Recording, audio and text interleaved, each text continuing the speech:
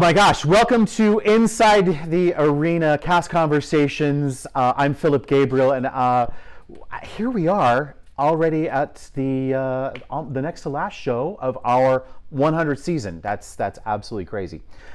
But yet here we are. And that show is A Midsummer Night's Dream, directed by Michael Shane Eastman. My pleasure to welcome you on. And joining us today is the lovely Lauren Jimenez, who is the... Give us your official title. I'm the stage manager, and I'm doing makeup design. She's God. Basically. She's God or a saint or a combination there. We'll talk about everything you do, because I think it's going to be interesting for our audiences at home to hear from somebody who does so much behind the scenes. And this is not your first show, but we're getting distracted. Michael Shane Eastman. This is something that I know. So I've known Mike, 10, 15 years in that neighborhood? Yeah. So if you know Michael Shane Eastman and you've talked to him for any length of time, you know there are two things that he really likes to talk about. First one is magic, and the second one is Shakespeare. Yep. So here we are directing Shakespeare's A Midsummer Night's Dream for the 100th season of Riverside Community Players. It's so good to bring Shakespeare back. I believe, and I could be wrong, but I believe the last time we did Shakespeare as part of the main stage season here at RCP. Yeah. We've done it on the Courtyard, we've done spotlight series, things like that, but as part of our main season was when we did A Midsummer Night's Dream last time. And there's a connection there, isn't there? There is. Okay. Let's explore yet. that. I can't figure out if I was in 6th grade or going into 7th or 7th going into 8th. So that wasn't somewhere in there. Yeah, that wasn't last year then. So it it's was been a little while ago. It's been a minute. So here you are directing it again at X amount of years later. Exactly, getting to play a bigger role this time as director, as opposed to I was servant to Theseus. Oh, there's a very important role. Yeah, I got to wear a toga, and I got to move set pieces, and we put a little comedy routine in there, which the director said, please don't do that. Okay, I got to ask, are there going to be togas in this one? No togas. No togas. Okay, all right, we'll get there. So Shakespeare can be a polarizing thing.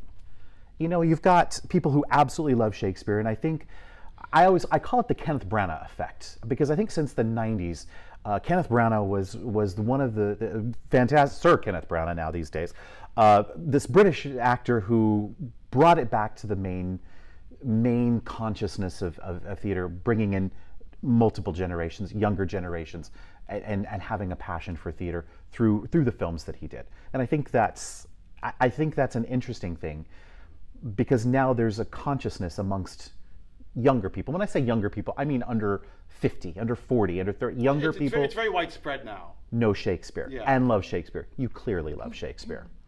But let's talk to the people who don't love Shakespeare as much. Because the people who love Shakespeare, they're watching it and they're like, yeah, I'm going to go see it. I'm going to go, this is great. But let's talk to the people that don't necessarily love it. And let's explore that a little bit. And what are you going to bring to them that they need to come see this show? What I've always loved about Shakespeare, and I've always said it like I said in my auditions, is that if you have a passion for musical theater, if you enjoy that style of theater, that kind of a little bit romanticized, people expressing how they feel in deep ways, whether it's comedy, whether it's drama, like the Phantom of the Opera, anything like that, everything's heightened. That's Shakespeare. And then Shakespeare himself, like most of his shows had music in it, just because in the old days when you went to go see a movie, you would get a short picture or a short, you get a newsreel, and you get the main, the feature film. That's why they called them featured, because it was the feature film, and that was just part of going to the movies. Well, in Shakespeare's day, you'd get music with your show. It was just part of the theater-going experience. So they have songs in there already, and we're really embracing that musical aspect and making sure those production things aren't just stopping the show and having a song, but making it a more musical theater kind of approach to it, of having song and dance and that kind of bigger lust for life. So it's going to be like going to a big party. So we got song. You're going to have song in it. Okay. Yes. We'll talk about that in a second too. And you're going to have dance. Yep. All right. And then of course acting. Acting. Yes, that's always a good. And it's what always I love an about acting. This show, it's got really, really highbrow stuff. Like the poetry in it is really incredible. Like the lovers have some beautiful dialogue, and the Oberon and Titania have some great poetry, which some of it we've turned into lyrics for a third song in the show. But then also, you have some like really lowbrow characters like Bottom. Puck does a lot of playing with the audience, Robin Goodfellow, and so the mechanicals in general. And so you have these scenes of like the first scene feels like a prologue. Here's what you need to know to understand this world. We provided visual aids for that. We've put a lot of physical comedy into that scene so the audience has things to watch as well to listen to. Yeah. And then after that scene of listening, you get this really fun scene of the mechanicals, all the working class people putting on a play, coming out here and doing a lot of crowd work, working with the audience, and it feels very improvisational. I was going to say, let's unpack some of these terms though. Let's unpack mechanicals. Yes. What does that mean? The mechanicals are it's kind of Shakespeare's commentary on community theater.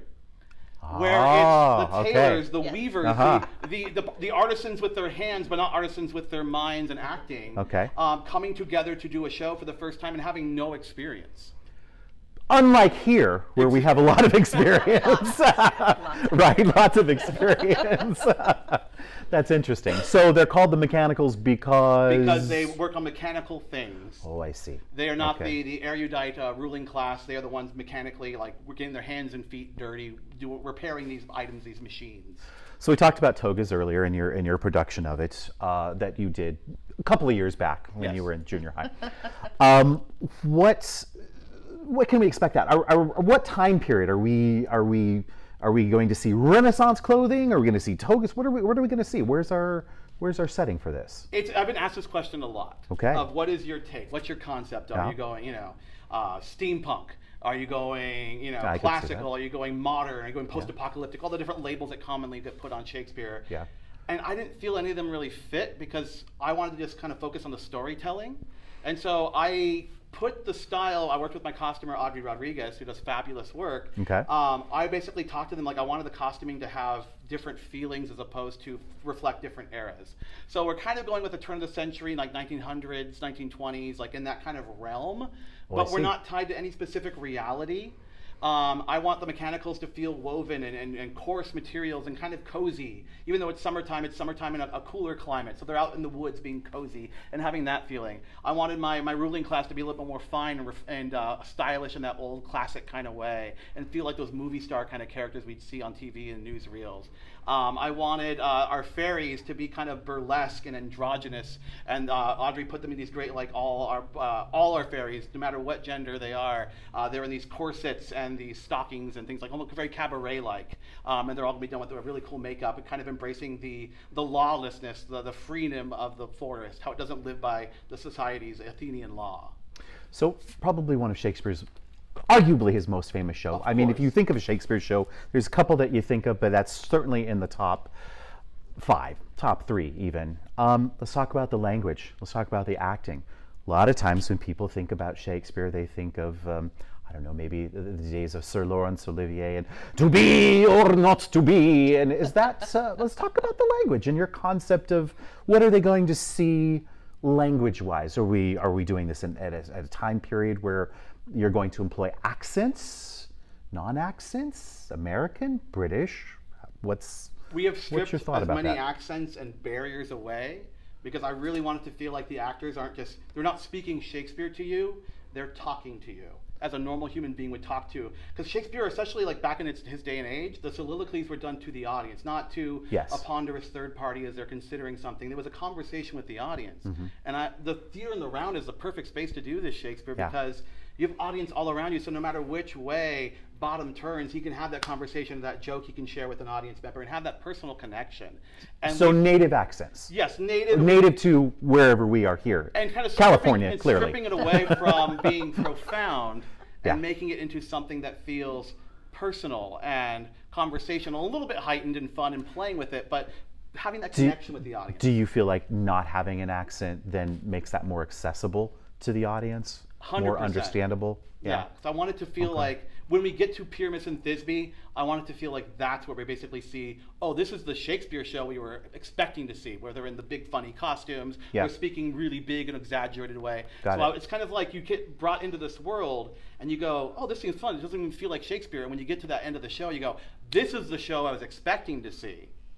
So Interestingly enough, now that you've got all of this concept that you're bringing forth, you have a lot of people behind the stage, behind the scenes, as it were. So run us through some of what's going on behind the scenes, as it were. Well, behind the scenes, we've got a lot of stuff going on. We have some puppetry in the show. Okay. So Charlotte McKenzie, one of our cast members, who's playing Rita Quince, she's brought in some antique puppets from England that were some marionettes that we're working in the show, as well as also some hand puppets that we're working in for a different part of the show. So we've been working on that. We have a lot of dance and choreography and movement and physical stunt work, which our movement coach, Paris Langle, has worked on as well. And we'll be talking with Paris shortly. Yep. We have music that has been created for the show specifically for this original production, created by Kobe Darby, who's one of our cast members as well. And he's been working with his own team, Ava, who plays our Hippolytus on piano, DJ, who plays our Theseus, he's on saxophone. They brought in a drummer. And so we have this little 4-piece combo that's like creating all this original music for us. And of course, the person who's keeping all of this under control and coordinated is not me, because I'm far too scatterbrained from that, but actually this lady right here, Lauren. Thank you for my segue. I appreciate it. So joining us today is the multi-talented Lauren Jimenez. Lauren, you have worked at Riverside Community Players before. If you remember last year's Glass Menagerie, also worked with Mike Eastman. Before that, refresh my brain with... The last show I did before Glass Menagerie was Frankenstein. Frankenstein, yeah. I stage managed it, and I also did the creature's makeup for that as well. So you have been working in theater quite a while, and I think probably your job is one of the most difficult, one of the most unsung jobs there are around. Because not only do you have to keep your actors together, you've got to keep, everything together. You've really got to see the big picture, and then also, you've got to keep your director together. Seriously. That was 5 minutes, 2 minutes ago. Yes. Yeah. Keeping Mike on track. It's like, hey, we got 5 minutes left. So, I just need 5 minutes. For those civilians out there that don't do theater and don't see the amazing things that you do, or a stage manager, walk us through. Unpack a stage manager for us, and what does that entail? It's really keeping everything together. Schedules. I mean, we have auditions, get everybody's conflicts. Mm-hmm. They let us know how to keep that all together, send out a schedule, make sure they stay on top of their schedule, sending out weekly emails. Hey, this is what we're doing. Hey, we need your bios and headshots. That's a constant email, but you guys all know that. Our producer, Lynn Ennis, who also does that, she's back there clapping, because clearly you've done a very good job with that. 20 cast members. Yeah, 20 cast members. 20 cast members. It's been a really good cast, though. They've all been on top of that. Just keeping on task with rehearsal. Hey, we got this much time left. We're going to do this. Hey, you said we're going to work on this tonight. He throws out all these crazy ideas. I just put them down in the rehearsal report. And then later he'll go, when did I say that? And I'll go, you said it this day. Oh, I don't want to do At 8:55, you said, good for you. Somebody needs to do that, right? Everything, like keeping our technical director on task, costumes, just tying everybody in together. Hey, where are we at with this? This is what's going on here. We need it by this day. We needed it last week. Popped into rehearsal the other night, and I believe you were prompting and feeding lines to actors as well. I do that as well, yes. Take notes on blocking. And take notes on blocking, She's the clock we set our lives to. Like that, her constant ticking keeps us all in line. I also fill in when they're not there for some reason, so. Yeah. So that's such an important job in theater. What's your favorite part of that? Really just being in charge and bossing everyone around. I mean, that's the best part of it. Yeah, okay. No, I like being the reliable source you can go to. Yeah. If you need something, hey, what do we talk about? I know you know. Or if something's going on, they know they can come to me, and I will relay it to the right person. And any conflict, I like to just be the reliable person. That's just me in general, just reliability. And for this next question, Mike, you might need to, like plug yours. I'm not sure what she's going to answer, so, you never know. Don't hold it against her. What's the most difficult part of this job? No, it is not mine. Mike is not the most. Difficult is honestly schedules, keeping everybody. Yeah. I mean, it's hard to get everybody pinned down to a certain day, or things pin up or come up like conflicts, or just, hey, this came up, I have to work. Just trying to get everybody in the same spot at the same time That's the most difficult. Well, and unlike professional theater, where this is the job, this is a volunteer situation. So we're all volunteers. Yes. You're all volunteers. So things like jobs, they happen. Life. They do. Cast members have birthdays, get married. Like, Yeah. it's just we are working around people's big moments in their life. Everybody's People schedule. have lives. Yes. How dare they? Other than theater, but apparently How they dare do. they? So that but you. Well, I'm thrilled that you're here keeping Mike together. I know Me that's. too. I know that's. And now you guys have worked together. We were talking about this before we went on camera. How many shows is this? This is our 6th show. 6 shows. This is 6. This is number 6. Okay, so we've got this show, and then you guys did Frankenstein and Glass Menagerie. During the pandemic, we did American Gothic. Oh, I remember that. I was in that. Yeah. Yes, you yeah, were. I was. Yeah. And then we've also done Measure for Measure. Okay. And The Tempest with Shakespeare and the Vines. So you guys are no Shakespeare sophomores here. And You're we're professional. going to be doing Shakespeare again this summer. We're doing the Scottish play. I won't say the word. Thank you. Because Phillips is here next to me. I'm super. This is the You don't want to do that to yourself. We've been saying it plenty. No, don't stop. I've said a lot, I will admit. Okay. Well, anyway, we're going to take a quick break. When we come back, we're going to meet 2 cast members. Yay. Saverio Guccione, who you knew last year from Glass Menagerie, and Paris Langley, who was the last show she did here. I want to say it was Frankenstein. She was the creator. And Oz. She did Oz.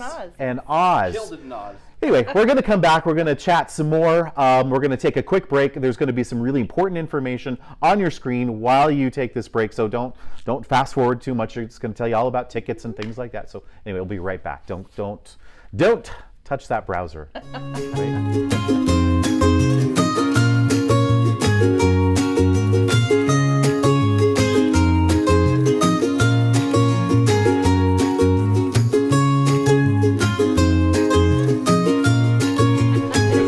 Right. All right, I'm getting a gesture from our producer, Lynn Innes, back there. We're back, and we're joined by Paris Langley and Saverio Guccione. Also, continuing on with us is Michael Shane Eastman and Lauren Jimenez, and we're talking about A Midsummer Night's Dream, a little play by a guy called Shakespeare that he wrote about, 400 years ago? And 1595. 1595. Oh, good. See, we know 1595, and we're still producing it today. Anyway, and this is going to be part of our 100th season. So, you're playing Bottom the Weaver. Right. So we last saw you playing the character of, and refresh my memory, and in Glass Menagerie, what's the character's name? Tom. Tom, right? You were Tom in Glass Menagerie, and now you're Bottom. Yeah. I see complete similarity there. No, I don't at all. So, Bottom the Weaver. What's your experience with Shakespeare? Is this something that you've been very passionate about? Is it the first time for you? Absolutely. Or? Shakespeare Okay. is my top thing that I like to do in theater and in life overall. That's why you and Mike get along. Yeah, Yeah, absolutely. I can see that. Yeah. Okay. Yeah, and Nick Bottom is a really fun character. He's a community theater actor like I am, so there's that connection. He's also. But you're probably better than he is, maybe. I hope so, because Nick Bottom thinks that he's a very excellent actor. He's But gone a little method at times. When we were blocking bows the other day, he said, "I think Bottom should bow first and last." It sounds like a community theater actor, doesn't it? I'm kidding. Yeah. Although, kind of maybe not kidding. So, some of your favorite Shakespeare characters have been what? Oh gosh, I mean, I like the ones that everybody likes. I like, That's okay. You can name 'em. Hamlet. I like Mackers. I like. Thank you, by the way, for using that terminology. Well, I'm as superstitious as you are. Thank you. Yeah, exactly. Some of the people around here, but yeah, I like. I don't know. I like all of them. You like all of them. You start doing comedy a lot, right? I did do a lot of comedy. One of my first roles I did in the Inland Empire was I was Launcelot in Merchant of Venice. That's a very fun role. That's where we met. That is where we met. And what production was that? Merchant of Venice in 2012. What theater? Shakespeare in the Vines. Oh, Shakespeare in the Vines. Great. Shakespeare dream role that you haven't done.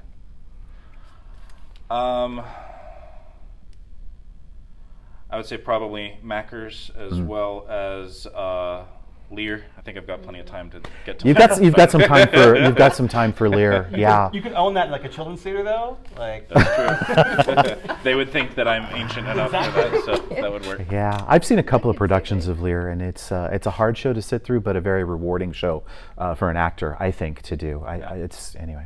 Paris. Yeah. It's always great to see you. So you are playing Puck or Robin Goodfellow. That I am. I can completely envision this. Paris, if you remember, if you got to see Frankenstein, you were the creature, Yes, or the female creature, and you created all of this fantastic movement and this amazing physical portrayal. So now, actually, you got to have lines as well as. This time around, this time you get to lines. speak, and you get to speak a lot of Yeah. lines. Let's talk to me about Puck and what does Puck mean to you? Well, as someone who has been called impish most of my life, I can see that. Yeah. and very mischievous in the way that I sort of glide through things, and it feels very much like coming back to a home that I never envisioned myself playing this role, but. Yeah. Parsing through Robin's lines and who I am as a character, pairing it with movement, which is really at the core of what I love to do and what lights me up, is movement and dance, and intertwining those two things, the text and movement, has been very rewarding. Challenging, for sure, but extremely rewarding. I think it's one of the most physical roles in all of Shakespeare, if you think about it. So Especially the way we're sort of doing it too. yeah, well, very physical, very, I would say, borderline immersive. Yeah? Yeah, very interactive. Oh, so we're gonna see you in interesting places. Okay, I'm not gonna ask because I don't want to spoil that. Yes. Yeah.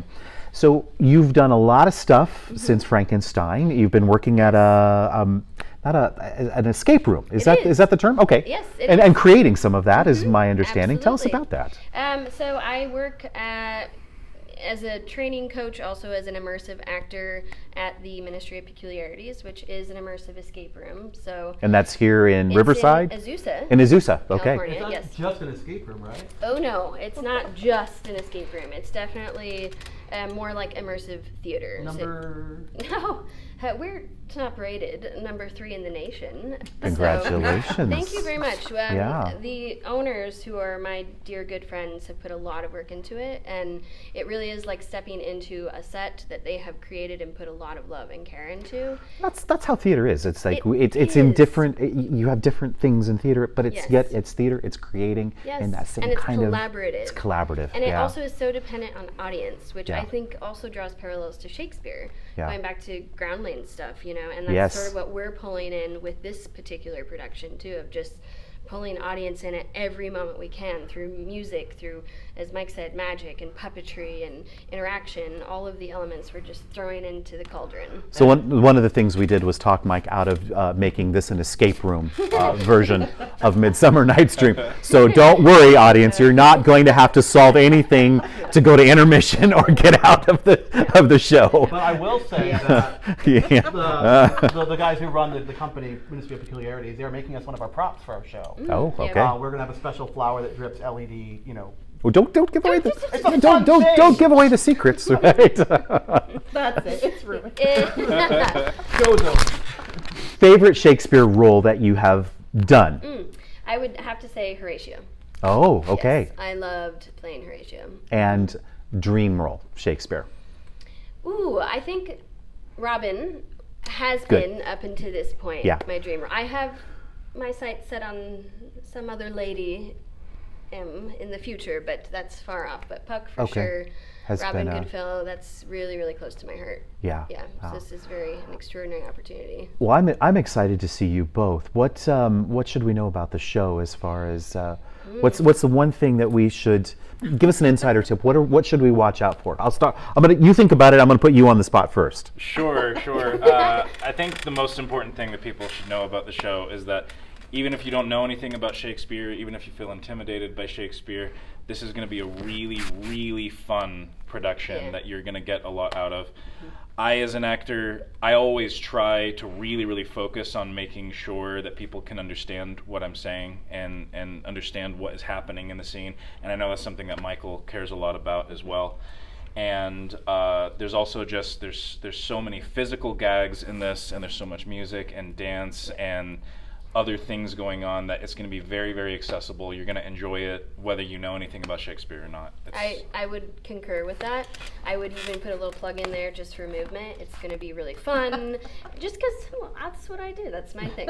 But it's going to be really fun. It's going to have a lot of different elements that will appeal to whomever you are, however old or young, whatever background you come from. If you don't know Shakespeare, if you do, we're really trying to make it accessible and just like an explosion of sensory. Well, that's I think goes back to my first question I talked to Mike about was, you know, you've never seen Shakespeare, or you have maybe a bad concept of Shakespeare, but it's accessible. Yes. And I think that is really, if you take away one thing from our conversation here tonight, is that it's accessible. You know, you need to come see this.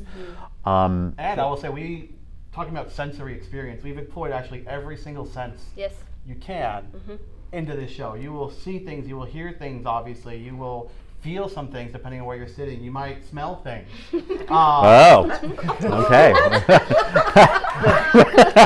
You can't experience vicariously someone, so you have to come here to experience all five senses. You know, I'm going to leave that smell thing. I'm going to just, I'm not going to have a follow up with that. But you know, talking about some of the technical aspects of it, so you've created a lot of the movement for that, the dance. Yes. Lauren, you've created some special makeup effects for this. Yes. Yeah. I'm doing the makeup for the fairies. I guess that includes Titania and Oberon. I'll be doing something to Tuck. I'm not sure what yet. I'm still kind of working that out, but it's going to be a lot of fun. Yeah. And you got a lot of background in that, actually, in creating makeup. I do. I went to school for it. Oh, okay. So many years ago, I can't tell you when it was now. And she's done full body effect, obviously, with Frankenstein. Yes, I've done. I did the creature. I did Caliban in The Tempest. Ooh, I've done a lot of full body makeup. A lot of full body. Well, it sounds like it's going to be a wonderful collaborative effort. I'm excited to see it. It's a Midsummer Night's Dream. Mike, what are our dates? Actually, I shouldn't ask you, Lauren. I'm not going to ask him anything. What are our dates here? April 18th through May 4th. Right. Tickets are available at our box office. All that information is going to be up there. These guys need to get to rehearsal, so unfortunately, that's all the time we have time for. So anyway, thanks very much. I'm looking forward to seeing it. Yes. Mike, one thing I'm going to ask you to do. I'm going to ask you to say your favorite line. You two to say your favorite line before we go. So think about it, Mike. One thing that they should know as we leave. I think you will never experience Shakespeare like this we are changing it up in a way that is beloved to the text and amplifying things into a modern way. So it's a love letter to Shakespeare that transforms it into something very modern, very accessible for everyone. It's going to be a blast. Favorite line? Make her go first. I don't know. You're actors! Come on! Well, I will say this. My actual favorite line in the play is not my line, but one of the other mechanicals. When That's okay. You can steal it. Okay, good. He gets to say, I kiss not your lips at all. I kiss the walls whole. Okay, I love it. we should just say that. I can't top that Let one. your imagination do with that what you will. You actually have the last line of the show.